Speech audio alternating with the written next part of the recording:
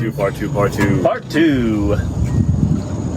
We took about a 20-minute break in between the interview. We're very high now. But Don't tell them. they were gonna know my eyes were closed. I was crying before, but now my eyes are closed. Alrighty. Like I told you, I still have at least a few more things I want to touch on. This is part two of our conversation with Steve. And when that don't work, I take a second to breathe, yeah.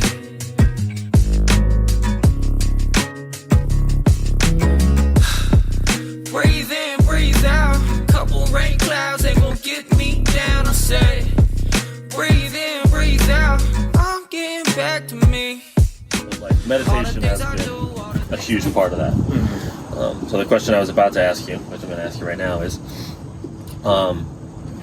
as best as you can, because I know that this is a hard thing, but I always think it's an interesting one, and it's unique to everybody, which is, as best you can, describe what happens in your head when you meditate. That's a really good question. I've always been intrigued to know this about other people. It's Anderson Cooper. So for me, like, it's all like the lights go out, it's like dark, and then I'll like try and focus on breathing for the most part, like you're supposed to. You start with your breath work, and then as you get deeper, I normally start to go into thought sometimes, and that's the part of meditation where you're supposed to catch yourself.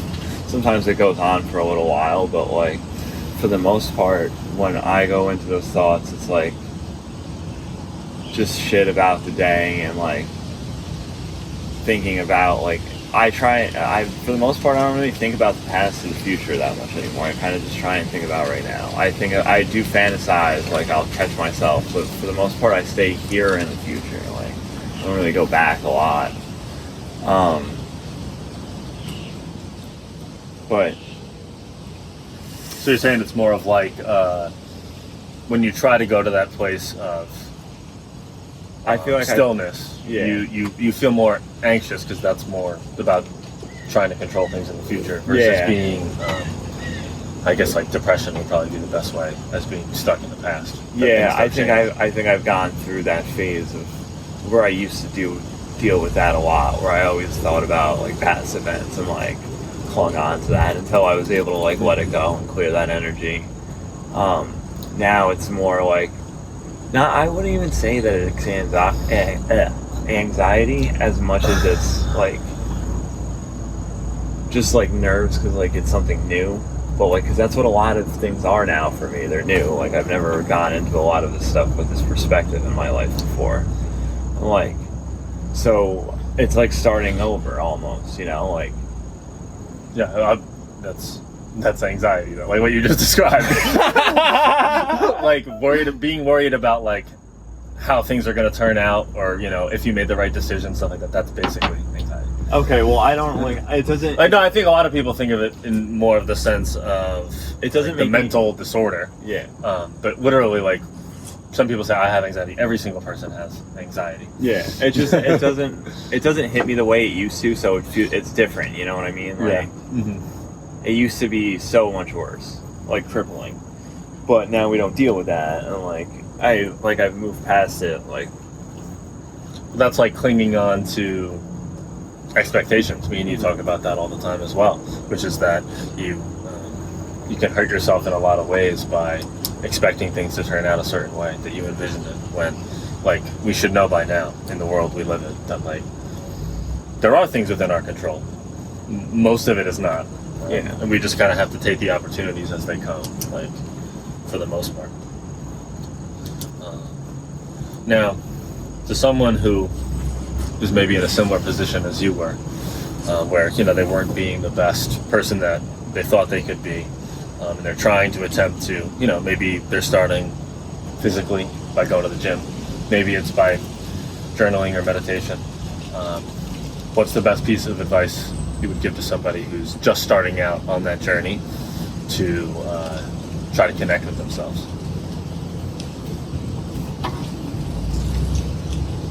find something that inspires you and like cling to that, and like always know that you're not looking. It's good to have a long-term goal, but like for the most part you get tripped up in like the day-to-day stuff because you're thinking about the long-term goal, not being present in the moment, like at that time. So like just being in the moment, like realizing your emotions when they come up, and like know that like it's all gonna pass, you know. Like it's like they say, man, this too shall pass. You know, it does. If like it's like Rich Roll, what he says. Fucking mood follows action. Yeah, you've been saying that a lot lately. You like that one a lot. Yeah. For me, I love that. I was listening to his his episode with Pete Holmes. Yeah. That shit is so good, bro. You gotta listen to that. I watched the stand-up last night. It's good, right? Yeah. He just had a new one come out. Yeah, right? that's the one that I watched. That's the one you watched, bro. He's so funny. Yeah, it was really good. He's great, bro. And he's very like intellectual and very inspiring in like all the ways that he talks about stuff like that. And he's a father. Like mad good stuff. Like I think he may have said that something similar to what you said though. Yeah. Which is like the on those days when you don't want to do it, you have to dig deeper than the surface of I don't want to do it to have discipline. We have a friend. That's a Spidey. Yeah, it's the guy that's been around this whole time. Don't roll toward me, man. Yeah, bro. That's Into the Spider-Verse right there. That's Gwen Stacy. Okay, so then on those days, let's talk about that. Like, try to be specific as possible. How do you convince yourself on those days when you got shit sleep the night before, or whatever it may be that is holding you back from kind of like getting to a place of stillness? Where do you dig deep to say, I don't want to do this right now, but my future self wants me to do this, and I'm going to look out for him? No, I think that's the big thing. You have to think about yourself. You're doing it for yourself. You're showing up for yourself, and when you show up for yourself, you can show up for everybody else. You know. Do you do that within the moment? So, like when you get the thought of, I don't really want to meditate, or I don't really want to work out right now, does the thought come to your mind of, I want to be this person, so I'm going to be that right now, even though I don't feel like it at this moment? That affirmation has been big for me the last couple of days, because like when I walk the dog, it's always just a process for me to get going. The meditation, the journaling, waking up, that stuff comes easy right now. Like even when I don't get good sleep, I still wake up and like I know how important that is to me now. Like it's just a part of who I am. Like I have to do that in the morning. But there must be days where there's days you feel half-ass about it. It's not. I always go into that really intentionally. Where I fall flat sometimes is like I'll get done with stuff and I'll get distracted. Normally the phone. I'll get into my phone and it'll take me a little while to go walk the dog, or like I won't want to because it's cold. Like, and then when I'm walking the dog, I'm like, how far do I want to walk this dog? Like, she's pulling. I want to go back to the house. Like, you get that first mile in because you just got to keep. Like, it's like he said, man.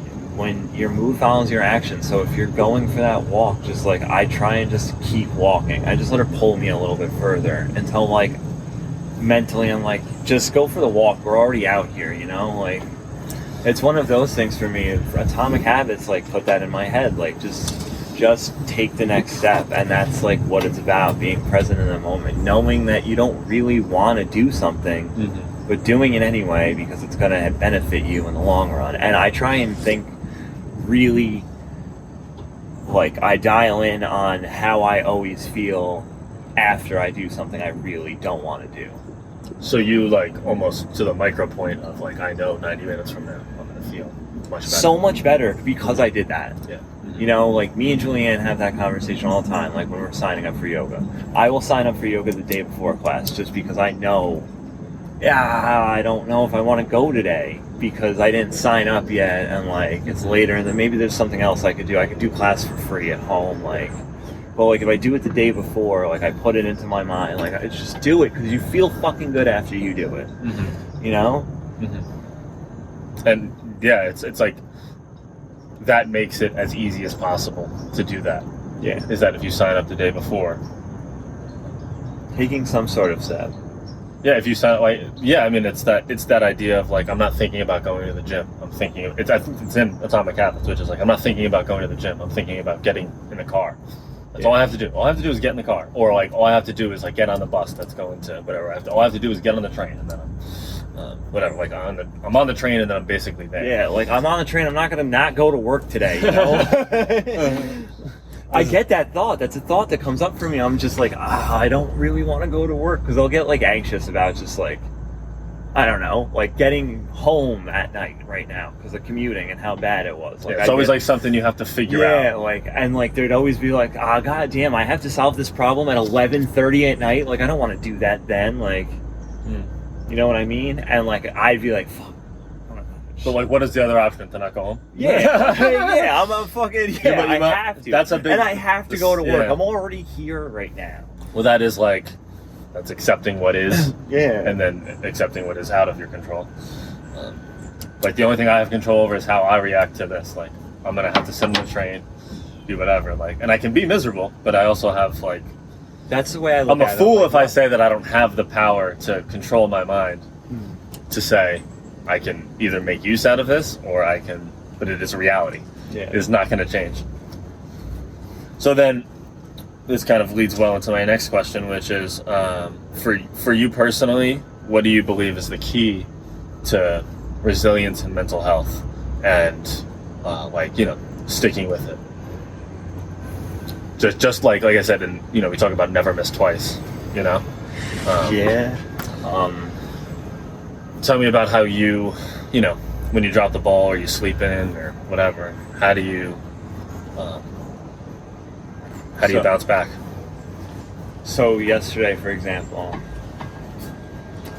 we podcasted on Monday, so like I had nothing to do yesterday, and like couldn't start moving because we had to wait for the guy to send us the lease. So like couldn't even go get the keys or anything yesterday until we filled that all out at night.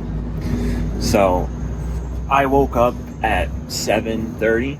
I like don't use an alarm anymore. I'm normally just up at like 6:30. I've like gotten my body to that point. And I woke up late, and then I did the worst thing I can do and sat on my phone.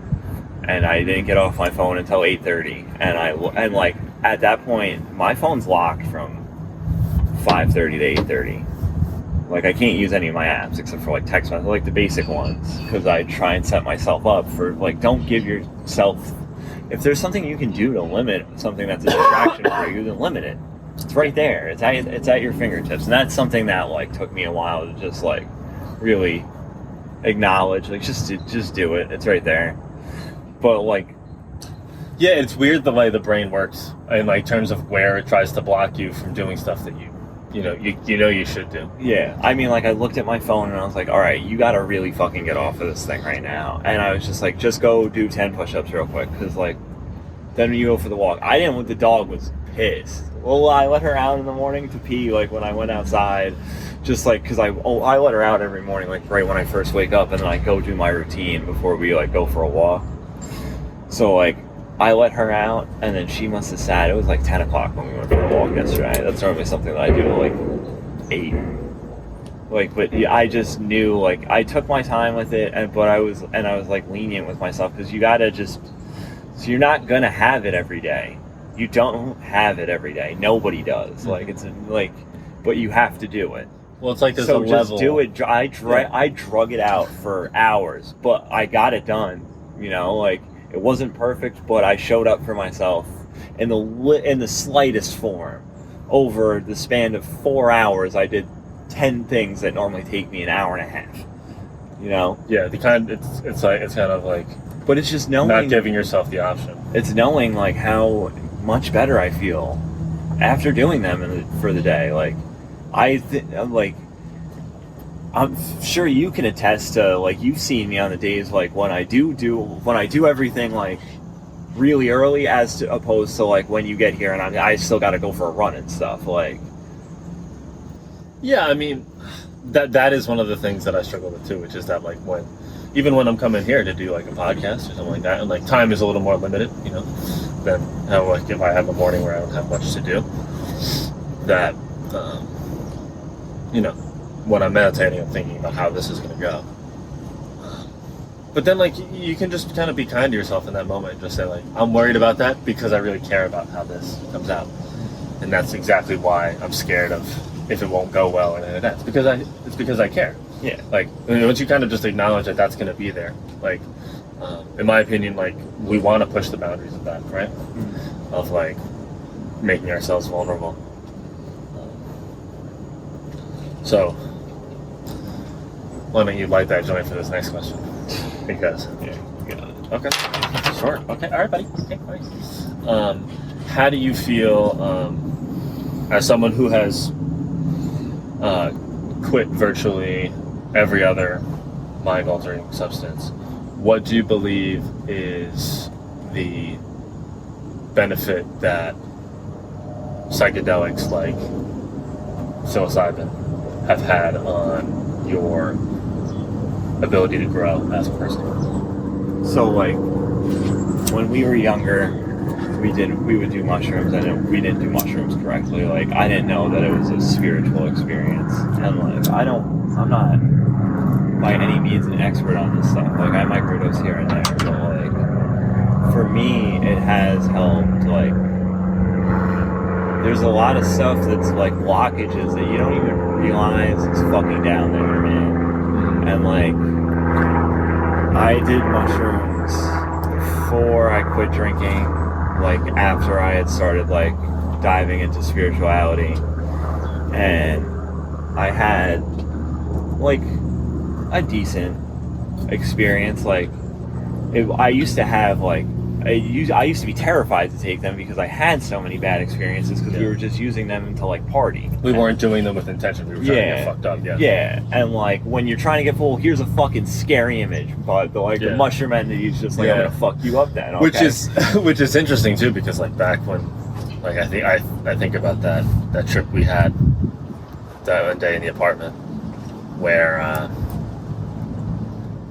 that was miserable for me. Yeah, you had you were having horrible trips, but then I would have like bad ones, but like somehow at the end I would come out of it and be like, but I did realize something that like has to be done in my life. Yeah, and you would be like, I need like, where is the light switch in this room? Yeah, and but then now thinking about like, you talk about just like having respect for it. Yeah, like spider just went in my coffee. And do you believe that there are that for you that's the best way to access those things in the subconscious that you can't necessarily get to with your other practices?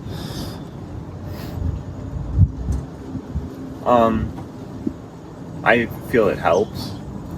I mean, like I've never really, the longest I've ever sat down and meditated for is like half an hour, like.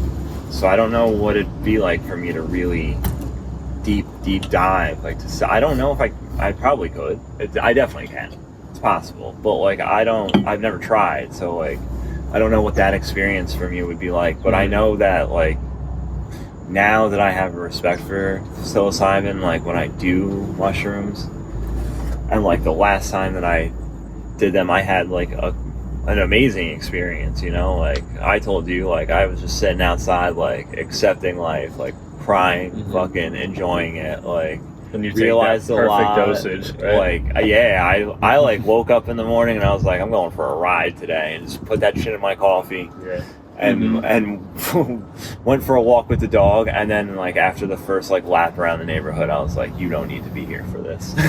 And just like put her inside and went for a walk by myself. I ended up like on the side of the yard just like I was reading the autobiography of a yogi at a time, like the very beginning of it, and I just had like a great trip. And like I realized a lot, like I like was very forgiving with myself, and like I was so open, and I was only like that because I was on psilocybin, you know what I mean? Mm-hmm. Yeah, she's a beauty. So then, what's your kind of relationship with that part of going, like like I said, I think we both think the mushroom, that hot box. That mushroom. You'll give love a bad name. You ain't seen that clip? No. Where he's quoting the hip hop guys? No. And then it's Dana White. Oh. He's quoting he's like Eazy-E, like NWA, and he goes, "You give love a bad name." He's like, "Well, yeah, that's Bon Jovi."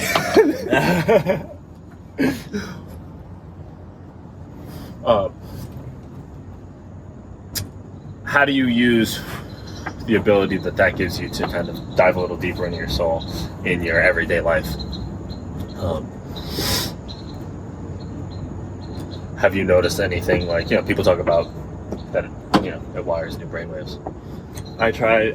The last time pathways, right? Yeah, the last time that I did it, like the one I was talking about, like one of the things that like I could feel it telling me was just to be like more gentle, be like a more gentle person, And I feel like I have been since that experience, because that's like something I write down every day. Mm-hmm. Just be like, I am gentle. Like, well, people talk about like that voice that kind of,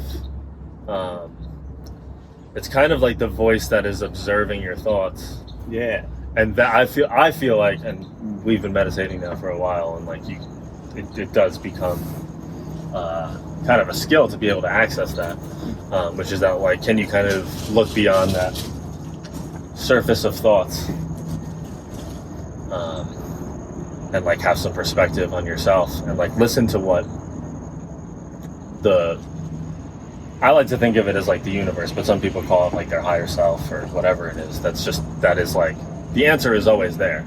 Yeah. Like, if you can take a moment of stillness, it's there, but like you have to like navigate that. But I do feel like doing the mushrooms helps you access that easier.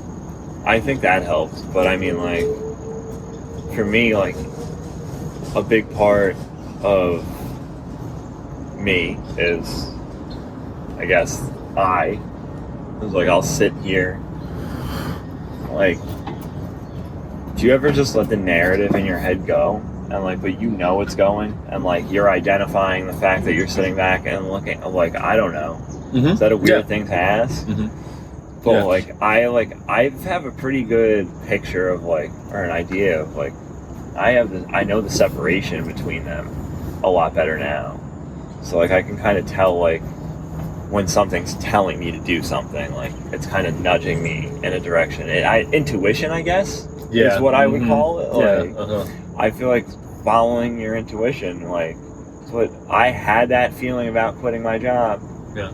And once I did it, man, like, I think I was already changing when I left the Roosevelt, but since I left the Roosevelt, I think I'm 10 times different. I don't know, would you agree?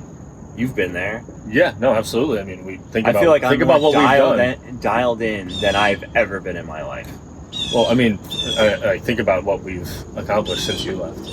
And then, like, you add another month to it, and then that's when I left. Yeah. Like, we've had the luxury of that, like, at this current moment, we've been able to, like, fairly easily fit this into our schedule. But, like, that's going to probably change soon. And it's going to be, a different set, different ways of doing it, and we'll make that work, We've made it work up until now, like. Nice. But it is starting to feel easier, right? Like, yeah. Like, we really just tuned into this place so easily today. But you're not off the hook just yet. Segueing into that, what's your relationship with marijuana? How do you feel about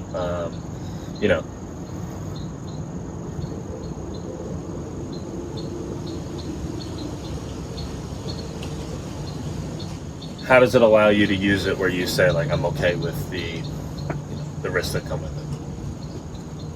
It's a crutch.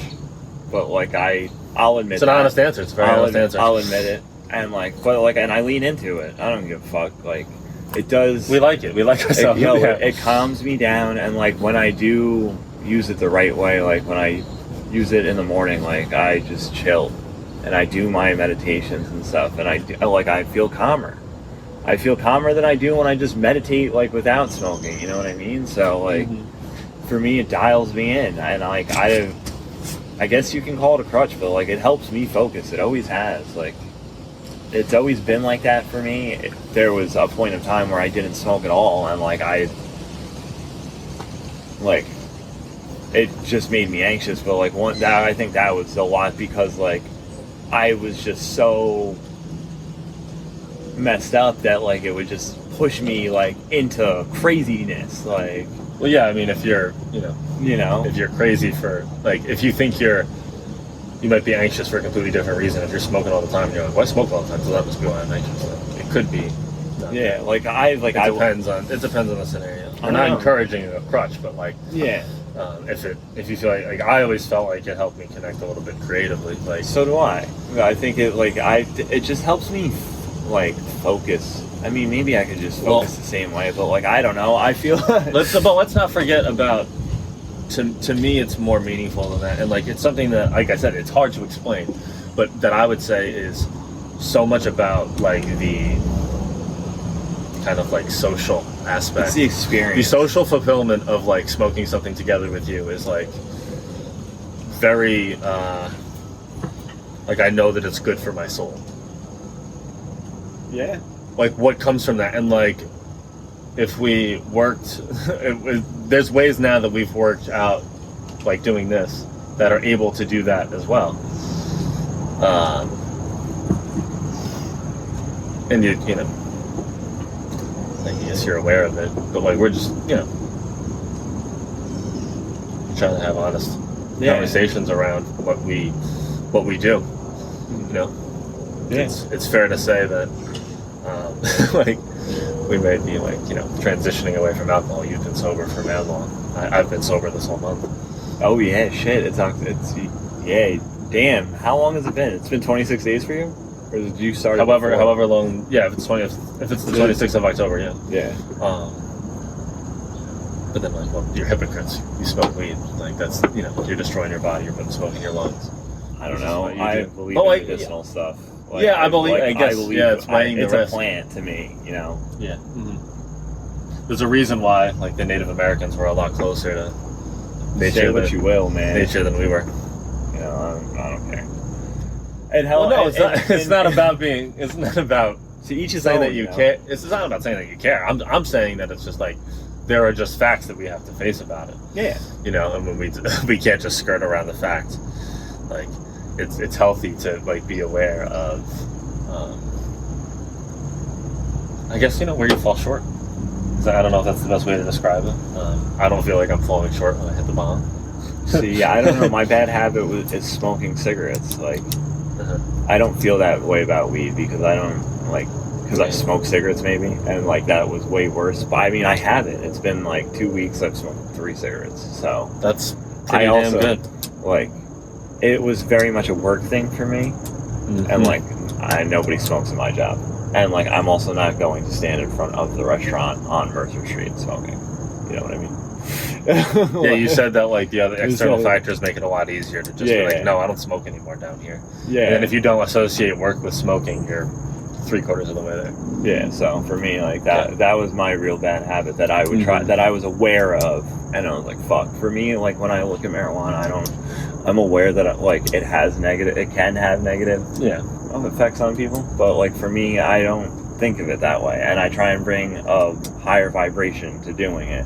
No, for sure. Yeah, it helps. It certainly, like, we can probably both say it, like, probably a lot of these conversations aren't necessarily that as accessible as they've been if we weren't like, we hadn't been smoking together for years, and this is just what we do, is just like we smoke and then we open up. Like that some might say it's part of every episode that we have on our show. Yeah.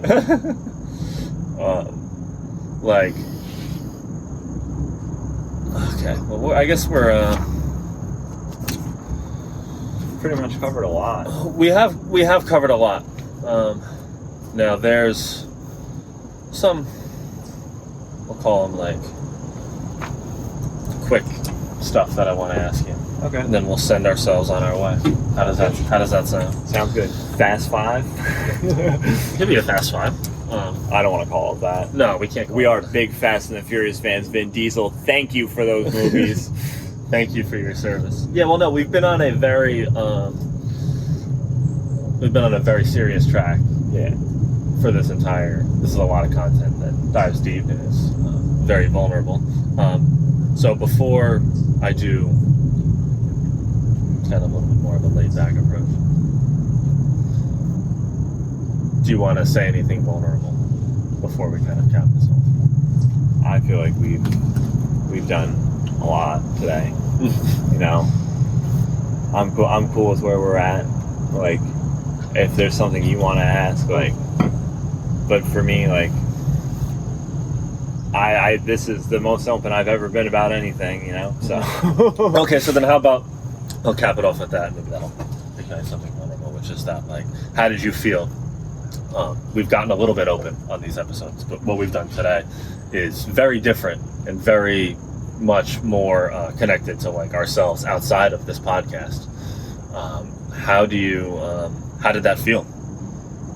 This was a great experience, and I love this podcast. I love doing it. Like, it makes me happy, and, like, I'm happy that I can share, because I never share this stuff, like, a lot of the time. So, like, to bring it up and, like, to talk about shit with your friends, like, is nice. And, like, we've been doing it for a while now, and it's just really enjoyable, because, like, there's so much that you can, like, just air out, and, like, so many conversations that you can have that you can't just have. Like, I can't be bartending and be like, so what's your opinion on the Dow? And they're like, oh, the Dow Jones? And I'm like, no. No, I think that these will be a little fun. Okay.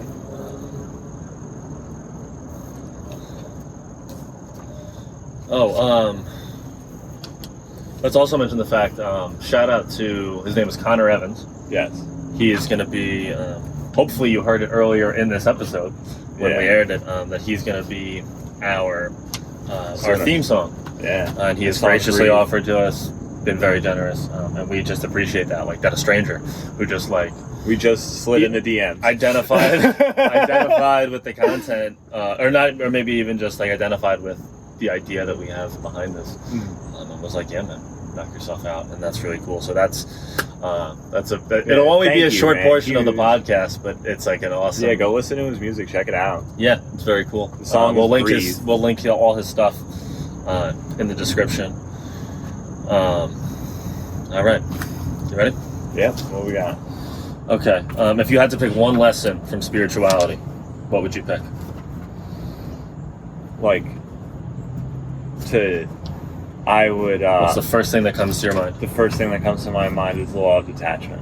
Law of Detachment. From the 7 Spiritual Laws by Deepak Chopra. That comes to my mind. I read that. I read that book every single day. I read a different chapter. Explain what that is. The law of detachment is just like you have to know that the universe has this. Mm-hmm. You know, like, believe in whatever you want to believe in, whatever religion, whatever spirit, anything. But, like, believe that there's something, because there is. Mm-hmm. I didn't ever do. I, like, for a long time I didn't. Religion was foreign to me, like, and I'm not saying I'm a religious person now, but, like, there's got to be something. There's a higher power, man. And I'm like, I believe that it's the universe, and the universe it's got your back. So just fucking go after what you want, put intent to it, and let that be enough, and the universe will take care of the rest. Nice. That's funny, because my next question was going to be for you. Gun to your head, if you had to pick a religion that you identify with the most, which one are you picking? Oh, I don't know. First thing that comes to your mind. They're all pretty dope. I don't know. Buddhism. Nice. That's a good one. No, that's a good one. Okay. I'm reading The Way of Zen right now by Alan Watts. If you woke up late for work and only had 10 minutes to do one habit, which one are you doing? Meditating. All right. And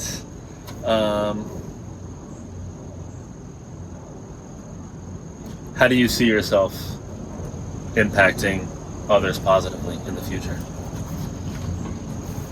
And that's the last question I'm asking. I would like to inspire people, and I'd like to continue to be inspired by other people. I want people to change because they realize that it's possible from seeing the change in me and hopefully the change in the other and themselves. Like, you can really, like, turn your life around. It's been a year for me today, and, like, my life is so much different than it was last October. Yeah. We hope that we're trying to introduce ourselves a little bit more on this. Like, a lot of you have known us for a long time and maybe know some of this already, but this is kind of our effort to really give you an there. insight into our stories. And like I said, we're going to do one of these, which is reversed, where you're going to interview me.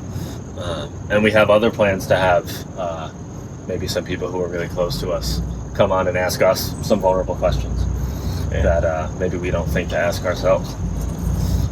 We also got we got a producer. His name's Nick. Yeah, So, shout out to Nick. he's not here right now. but Whispers. He'll be back. We'll link him as well. Yeah, he'll in be the description of this. All right. We appreciate him and everybody else who's going to be involved in this. Like, we really do. We're grateful. It's an amazing feeling. It's a big part of this podcast. It's gratitude. To see where this is going. And like I said, you brought up a good point there, which is like inspiring. And I think when we were younger, we thought that inspiring was like Remember the Titans. I thought like people were going to be inspired by me like diving into the stands like Derek Jeter. Yeah.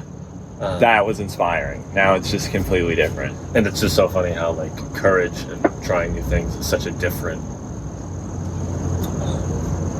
concept to us now than it used to be. Yeah. But this was really nice, man. Thank you for your vulnerability. Thank you. I really enjoyed this. Thank you for being my friend. Thank you for being my friend, man. This is great, man. Like, Say 5 things you're grateful for today. yeah. I'll take this opportunity just one more time to say, who thought that we'd be here? Who thought we'd be here? Yeah. Thanks for listening.